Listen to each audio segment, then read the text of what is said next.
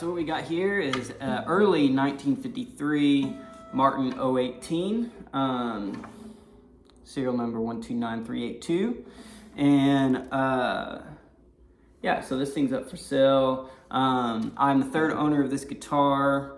The second owner, he got it in 1970, and he had it for over 50 years. And then, so I guess the previous owner, the very first owner, as far as we know, me and the other guy, had it for, almost 20 years. So a lot of history into this guitar. It's over 70 years old, kind of crazy. It's beat up, but structurally still very sound. The top is, there's not a crack in the top, but you can see lots of wear, pick wear, just lots of use. The back and sides, the back has no cracks, but it also has some kind of finish crazing. Looks like someone loved to wear buckles whenever they were playing the guitar.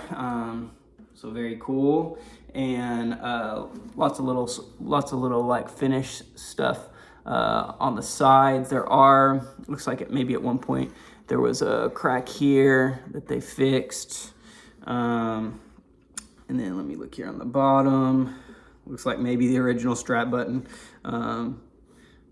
but maybe not. And then all this is pretty clean on this, this part here. And then it looks like there was another crack here that was repaired, very stable now. And then what I noticed was let's see if I can get the camera to pick it up. It's a little hairline crack that you can see right here, but it has been glued and secured as well. So very stable guitar. It had a neck reset on it, and I would say pretty well done, and had a new saddle put in, but this is the original bridge.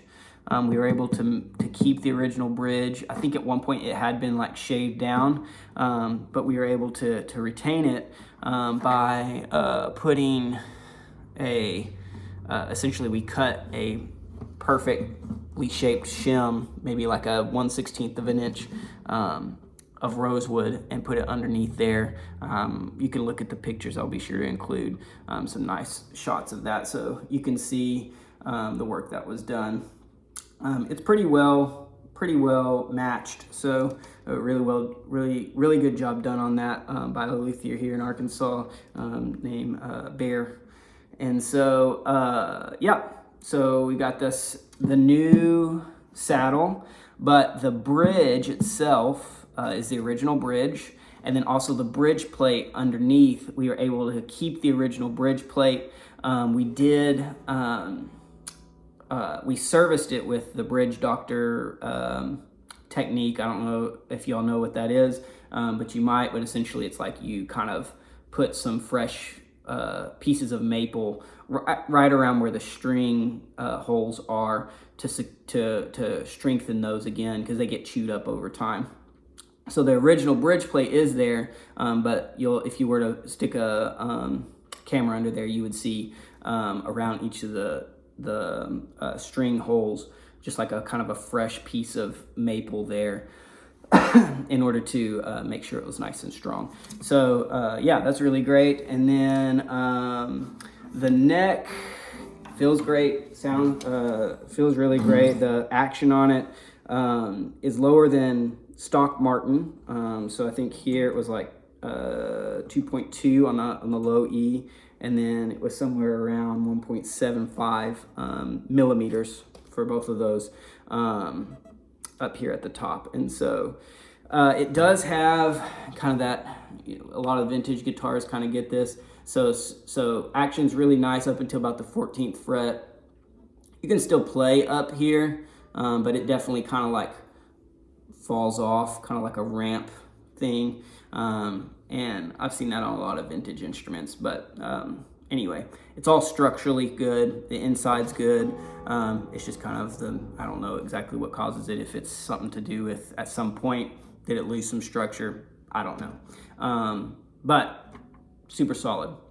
Now, And then let's see here, we replaced a few frets that just needed some looking at, and then it does have the original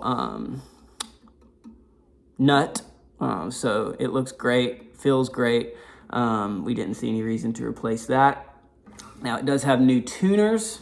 They are Kluson. I'll put in the description of what they are, but they're essentially kind of like their quote unquote vintage model, period correct, with the sense of like the oval buttons and then open back. And while you'll be able to see that more on the pictures, but while you can see the original markings of where the tuners were in the finish, but other than that, it's all very good. And then there are a few, little marks on the headstock. They're not cracks, just marks. So yeah, original rosewood faceplate on there, mahogany back inside. And oh, this is cool too. 1953, early 1953, late 52, early 53. Is the legend goes that Mr. Martin himself, he ran out of Adirondack and was looking for a replacement. Wasn't super stoked about Sitka spruce, and so he bought a shipment of Engelmann spruce, and this would be about that time that they would have used some Engelmann spruce on some of their guitars. So this could be, I don't know enough about wood grain and stuff to tell, but it could be one of those cool little Engelmann mystery top guitars. So anyway, let's hear it. Let's hear it in action here. So you heard a little at the beginning, but I'll do a little more G voicings. Currently using a pick. String definition's good.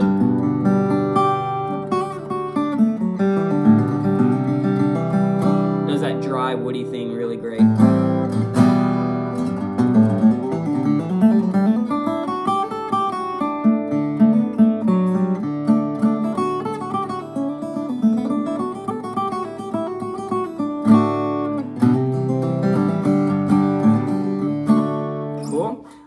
And then how about some E-voicings?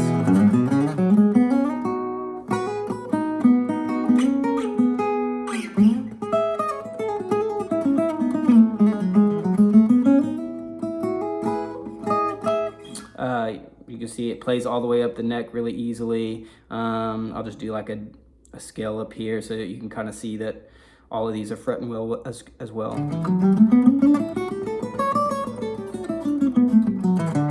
Cool. Okay, so yeah, sounds great with the pick, sounds great with fingers too. Here's a little E-voicing.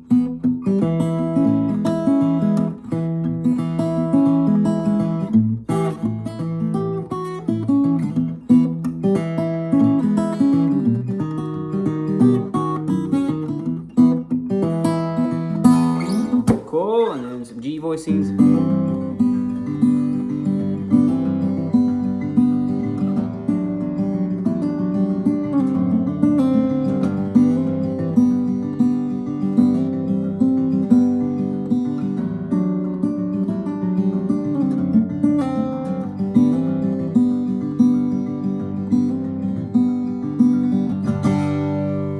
So there you go. If you have any questions, feel free to message me, and I'll try and answer whatever questions you have. Thanks so much.